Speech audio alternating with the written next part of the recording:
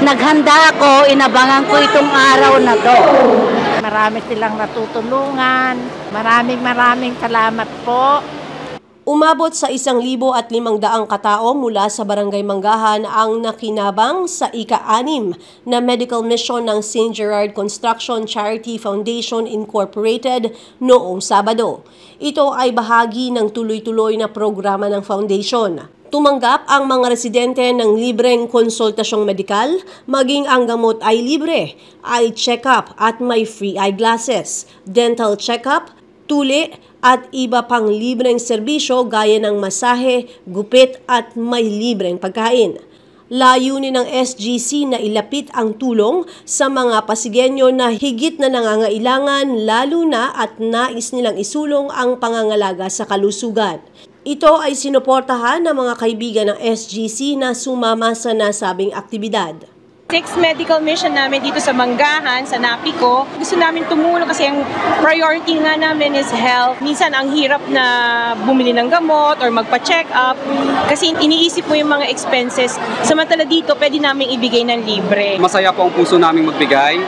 At ito pong paggawa namin po na ito ay wala po kaming hinihina anumang kapalit. Ang kaligayahan lang po namin ay makapagbigay sapagkat napansin po namin na tuloy-tuloy po dumadaloy sa amin ang blessing. Pero napansin namin na parang ang kaligayahan pa ng tao ay may limitation lang. Parang pag nakamit mo na ang lahat, parang hanggang doon na lang. Parang yun ang kasiyahan mo. Pero kapag ibinigay mo siya at sinare, panibagong kaligayahan naman din ang mararamdaman mo sapagkat ang kaligayahan na yun ay nanggagaling doon sa pagbibigay. Lalo na kapag bukal sa puso mo ang pagbibigay at walang hinihingi anumang kapalit. At katunayan, bilang isang private po na charity foundation, sa maliit na bagay lang po kami makakatulong po. Yung kaya po lang po naming maitulong. Gusto man po naming tulungan at ibigay sa kanila yung marami pero yung kakayanan po namin ay limited lang po. Pero sa pamamagitan ng limited na kakayanan po namin at resources ay tutulong po kami sa abot po ng aming makakaya.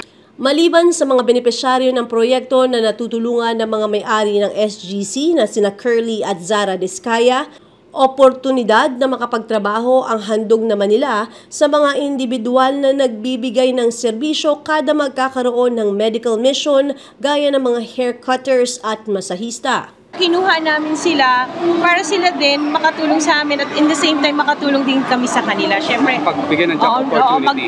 Job opportunities para sa mga vlog, tsaka yung craft nila bilang masahista. Ma-practice nila dito din sa amin. Pati yung mga pedicure, manicure, nakapaggawa tayo ng trabaho sa kanila kahit sa isang araw lang ng Sabado na to. Samantalang nakatanggap ang barangay ng Manggahan ng 2 patrol vehicles na kanilang magagamit sa pagronda, lalo na sa maliit na mga kalsada at looban sa Napico.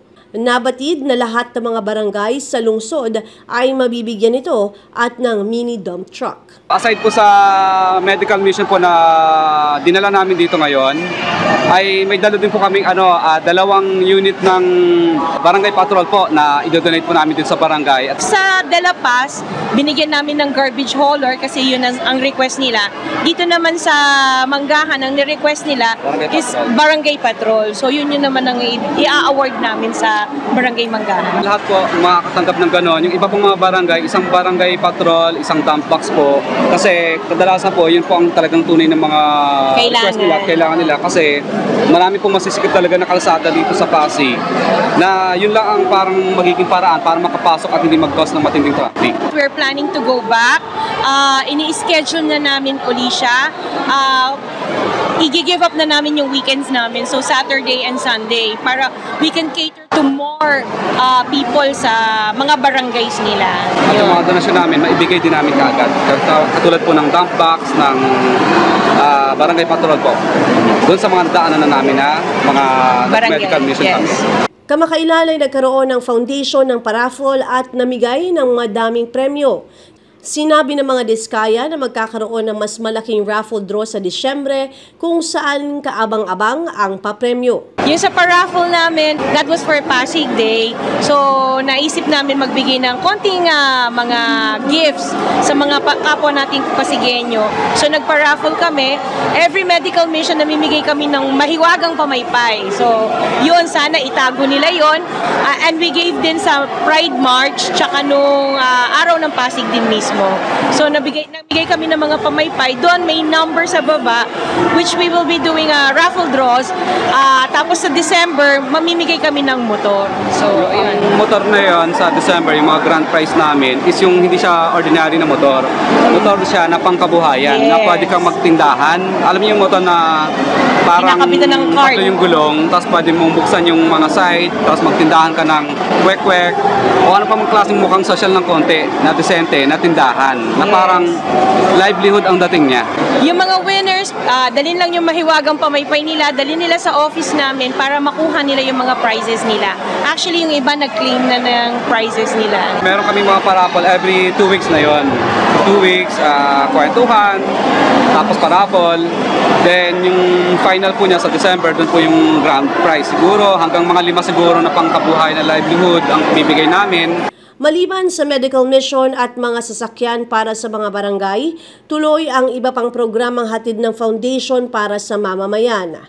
Aasahan ang paghahatid ng mga libreng serbisyo sa Barangay Sagad sa darating na Sabado ayon kay Curly at Zara. Nagbibigay kami ng financial assistance, medical assistance, tsaka actually yung if naka-attach yung reseta nila, nabibigyan namin din ng 1 month na gamot nila.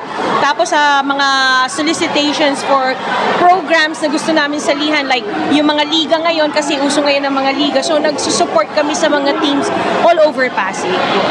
Nag-iisip pa kami kung anong pwede namin i-donate bilang isang private company.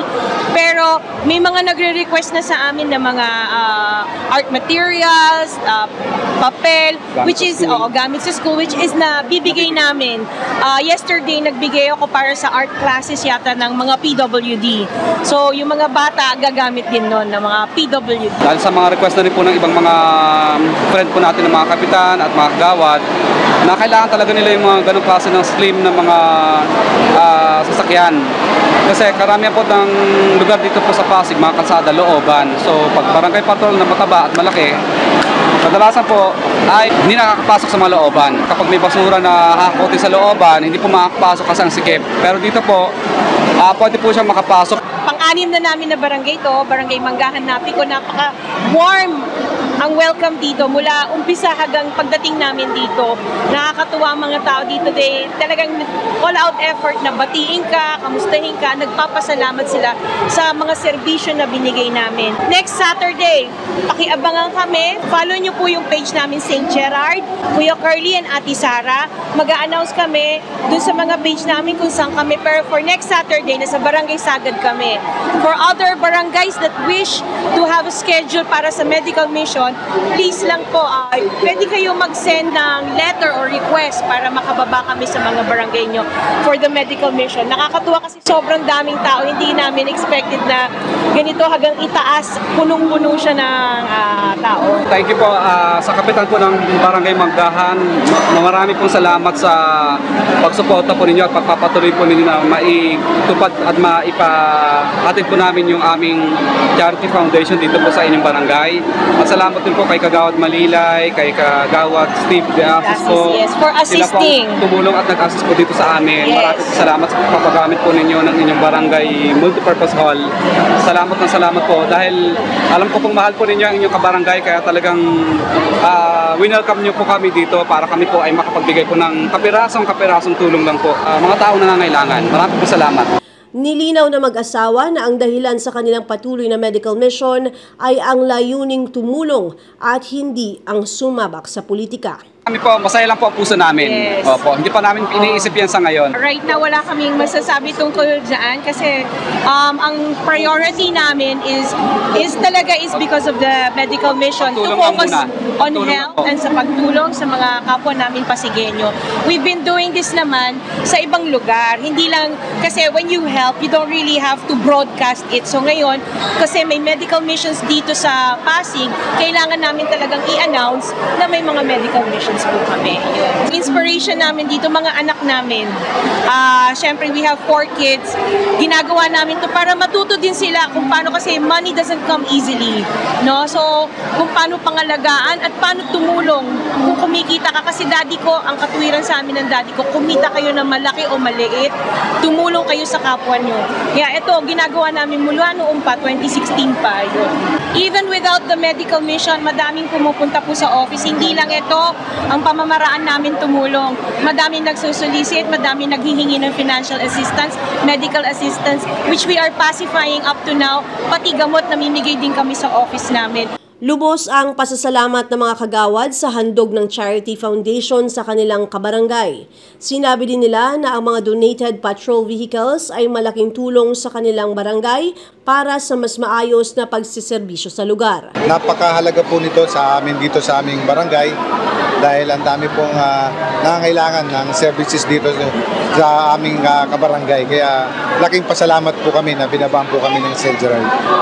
Yung mga ganyang klaseng serbisyo, malit man yan pero yan ay malaking pakinabang na sa ating kabarangay. Yung patrol, magagamit namin yon dito mismo sa area ng Napico at sa bandang Karangalan dahil masisigip po yung daan. So mapipenetrate po namin yung mga madidilim na hindi kaya ng four wheels na yung regular na patrol namin. So ito yung napakalaking pakinabang dito mismo sa amin para isa katuparan namin ng peace and order, ng kapayapaan at katahimikan ng aming barangay. Yung mini dump truck kung tawagin, nirequest din po namin sa susunod dahil hindi pa siya available. Yun din ay malaking bagay dito sa mga pagpasok sa mga eskinita dito sa Napico. Laking pasalamat namin, napakapalad po ng Barangay Manggahan na binabaan po ng medical mission unang-una. Yan katulad yan ng mga libreng gupit, simpleng bagay pero malaking pakinabang sa aming barangay. Yung dental, tsaka lahat ng service na binabaan ay malaking bagay para sa aming barangay. Thank you po sa St. Gerard, kay Kuya Carly at Ate Sara. Sana po wag sila magsawa na tumulong dito sa aming barangay at sa iba pang barangay ng lungsod ng Pasig. Sa aming mga kabarangay, sana po ay magkaisa tayo at magtulong-tulong para sa isang magandang barangay katulad nito na nandiyan naman ang St. Gerard para tulungan tayo. Maraming salamat. Alam niyo po ba, siguro ang recipient natin ngayon, libo. At ngayon po, sinabay na rin na po nila yung mga financial at saka medical assistance po. Ito po sila ngayon na humingi ng financial at medical assistance sa ating butihing St. Gerard Foundation. Napakagrabe po. Sana po lahat ng gustong tumulong, gayahin nila itong mga taong ito. Grabe po ang pagbibigay nila ng tulong sa Barangay Manggahan. At hindi lang Barangay Manggahan, buong Pilipinas po ang tinutulungan nila. Ayon sa mga residente, lubos na mahalaga ang mga libreng serbisyong hatid sa kanilang lugar kung kaya't kanila itong inantabayanan at sinulit. Nagpasalamat sila at hindi na nila kinailangan gumastos para sa mga serbisyo. Meron nagpunta sa lugar namin na magkakaroon po ng medical mission ng St. Gerard Construction Charity Foundation. Naghanda ako, inabangan ko itong araw na to. Eye check up at saka yung sa pang-maintenance na gamot. Malaking tulong po ito.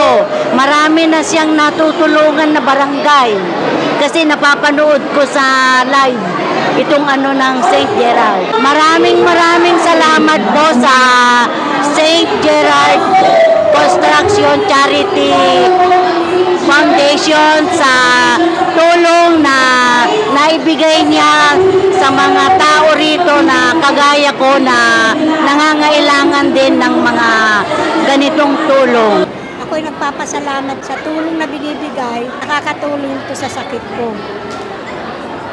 Kasi kailangan ng MRI ko. 5 taon na tong sakit ko, breast cancer daw, stage 4. Nagpapasalamat po akong tulong sa mga mamahirap na rin kong katulad ko. At dahil may mga event po na ganito, may libro po akong gupit para hindi na po tayo pupunta sa parlor. Nagpapasalamat din po ako kay Ma'am Sara at saka sa buong namumuno na po dito sa ginanap na medical mission po. Ito, libreng masahe, libreng gamot. Nakahingi ako. Tapos, yan, magre-relax, magmamanicure, papamanicure, pedicure ako. Maraming salamat po sa serbisyong ibinigay nyo sa amin na libre para sa senior citizen. Marami silang natutulungan, marami silang medical mission para sa senior citizen. Ako si Luan Peñano para sa latest ng iNews Pasig.